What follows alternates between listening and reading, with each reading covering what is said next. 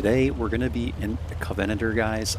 Covenanter, however you pronounce this tank, I always pronounce it wrong, but this is a tier 5 British light tank, and it's a very interesting tank. For newer players, it can be very tricky to play, but once you get the hang of it, this thing is OP. It is very powerful, and it is my tier 5 favorite tank, so I have even bounty equipment on this thing. I have a really good crew. I think I run it with I want to say it's the improved ventilation, so it's like 8.5. Yeah, 8.5% to crew skills, and then I might even have the vent purge on top of that, and then I run it with bounty turbo and also bounty optics, I believe. And with a good crew, with brothers in arms and all that, I'm getting like 460 something view range on this tank, and it does have decent mobility with the bounty turbo. So I really have this thing completely loaded out because it is my favorite tier 5 light. And I'm going to the standard bush, guys. We're going to be on Malinovka, and this is one of everybody's favorites, right? But we are at tier 5. I know tier 5 doesn't get quite as much love. I needed a break from those higher tiers, guys. I was playing a lot of tier 8 and tier 9, and eventually you do get burned out after playing such high tiers. Like, I need a break, so I was playing a lot of games in the Covenanter. And what I found was that a lot of them were going well, but then I had a small session right before bed where I was getting penned by Artie left and right. I mean, you wouldn't believe it, guys. Like, every single game, 2 games in a row, I was penned by a bishop the first game and a gorilla the second game, and I was behind cover both times, just not enough. The arc went over, hit me in the front of the tank the first time, the back of the tank the second time. Both of them hit me for 480 and then lit me on fire for another 60 damage, and I died. So you all can say Artie is balanced, man. I would highly disagree with you, but you know, for the Artie players, I won't say anything further, but to me, this is just very unbalanced, how you can literally sit in the back of the map doing F-all and be able to, you know, sling shells at people and pen them, like, in a light tank, like, one-shot them. Like, that's just ridiculous in my eyes, man. But Wargaming did attempt to try and nerf them. I think they should nerf them even further. This is my opinion, guys. I'm not saying remove Artie entirely, but it's just brutal, man, when you're in a light tank. So, I've been in the standard bush, guys, and this is why I'm not a huge fan of the standard bush, because again, I have 464 view range. Yes, we do not have CVS at this tier, but it's like I'm not getting anything here. I'm really not. You know, I'm not spotting anything. So I'm gonna advance and try different areas, and we're gonna do a good amount of fast forwarding because this is gonna be a fairly long video on Miravanka. But I'm gonna come up here, do a spot check, see if I'm lit. I'm not, and I'm gonna park in this bush, and I'm gonna move around trying to get different angles. I really like to move around, especially if it's not tier 8, right? Like, if there's somebody that might have CVS, I might not do this, but I like to move around in the bushes a lot to try and get different angles. So now what we have is we've lost the hill, and I'm knocking down this tree, and I'm telling the Hellcat, like, move. Like, come back over to where these guys are and let me spot here. And now he's getting spotted, it looks like, and yeah, this guy has to get back, man. Like, I would really think that he should just back down a little bit. I would like to use this area to spot, and if he gets spotted, then people are going to be shooting. And it's perfect because here you go, you have the VK here. I'm able to get 2 into him there. M10 hits me, and I'm able to get away from everybody else here. Except T-34 does put a shell into me there, and now I'm turning back and forth. We do light him, though, and we're able to get the spotting there. But it works out perfectly because we're able to spot the VK. He's like one of the only good players on their team, guys, the 30.02M. And what I'm going to do at this point now is take a different approach, come up just past where the M4A1 and the T67 are sitting.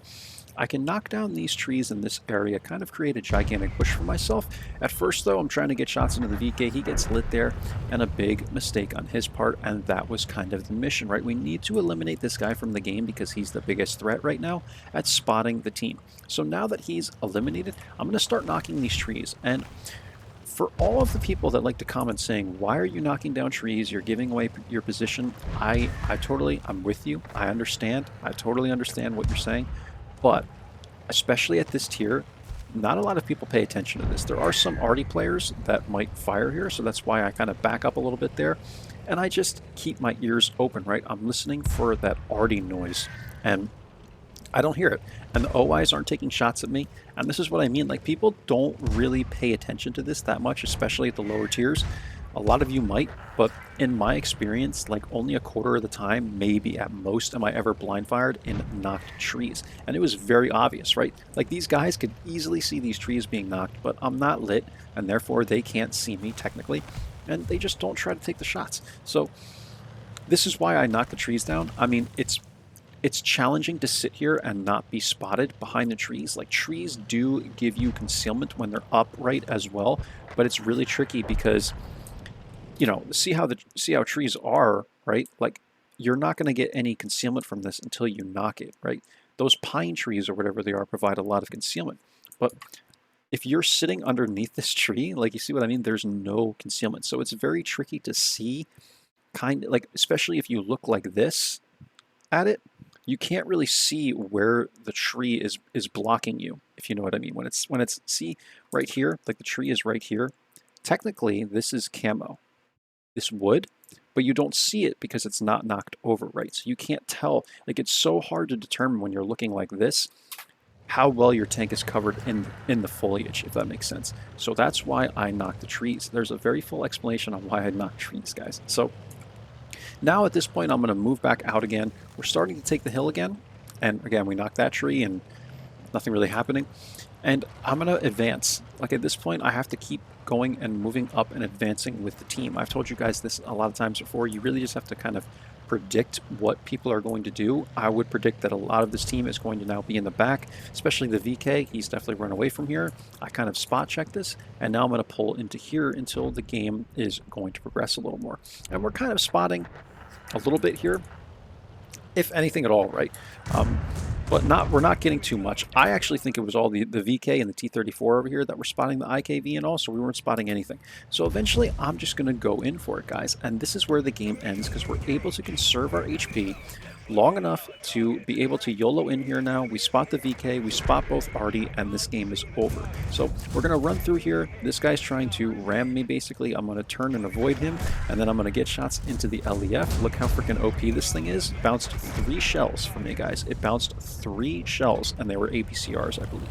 So, just why don't they just boost the LEF a little bit more, guys? I don't think it's balanced. I feel like the LEF is kind of weak, so maybe they should just, increase the armor even more, because it has this weird armor on it, so even when you do spot it, you can't even penetrate it. It's like, dude, it's unbelievable, man. It's unbelievable how Wargaming thinks this LEF is balanced and certain arties, man, but again, you guys have your own opinions. I don't mean to be like insulting, but it drives me effing nuts. Like arty in this game, man. It just really does, man. Like if there's anything that really, really pisses me off, it is arty, guys. It is artillery. So that's the game of the Covenanter, guys. We did 661 damage, 2004 spotting visible. We got the 6 spots here. We didn't get any kills, but that is how I played it. Again, I know this is tier 5, but if you are looking to get into light tanks, this is kind of what you're going to experience, right?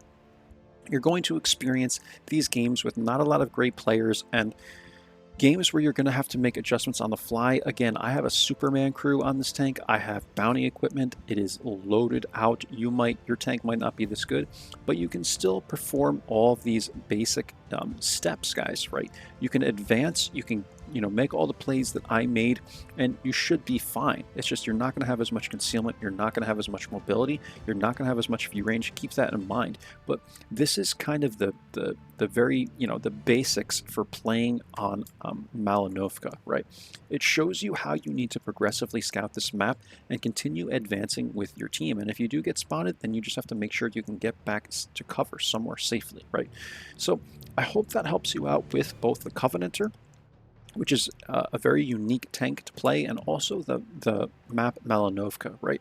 Again, with the Covenanter, you just have to play this thing really carefully. Once you have the top gun on it, guys, it's very powerful, but you can only like peek-a-boom with this thing, right? You gotta like poke out, take 4 shots, pull back. You don't want to be like YOLOing people because the mobility is not great on this thing, but I'm telling you, if you can pull out and trade with someone is what I'm saying. If you can pull out and shoot someone and pull back to cover and kind of do that with this tank, you're going to notice that you get a lot of damage with this tank. Like I'm telling you, if you're able to just land like 2 full magazines and do like 500 damage, like you're already better than like 90% of the player base. I'm telling you, it's easy, guys. You just have to be very cautious and stay alive.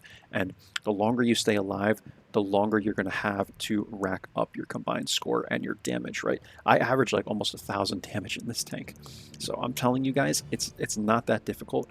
But if you're a newer player, it might be tricky to play this thing at first. But once you get it, I'm telling you, guys will be good. So that's all. Let's get into the emplates, guys. This was a second class game, 2047 spotting, 661 damage. We got the scout badge here, and that's all. The M4A1 just beat me with experience. He had a very, very good game. Their Hellcat had a decent game. M10 had a decent game. Everyone else was, you know, average at best, if not below average. And we were just slightly the better team here, but we did lose the hill at first. And I think, again, bringing you, this is the third replay I've recorded where it's one of those games where I believe I truly made a difference, right? Now, again, I am running this thing with rations, improved ventilation with vent purge, bounty turbo, and bounty optics. You guys might not run it like this, but I'm telling you, like, this tank, even with standard equipment and like maybe a 1 or 2 skill crew, it's still a decent performer. Like, this tank is very powerful, man. I average, let's see if I can get this out of the way of the camera here. I average 962 damage in this thing with a 68% win rate over 234 battles, man. And for probably at least a quarter of those battles, I had like a 1 skill crew with standard equipment. I do always run the rations, but just as an example, guys, now that I run it like this, I'm always expecting to do like 1,000+ damage in this thing. It's just the way, you know, I play it now, but it kind of is seal clubbing. But again, hope this helps you out, guys. I really do. I really hope it's informative. If you're learning from the content, do sub. That really helps me out. Like, comment, share the video, guys. That all helps get recommended more. And I will see you for the next one. Take care now. Bye-bye, guys.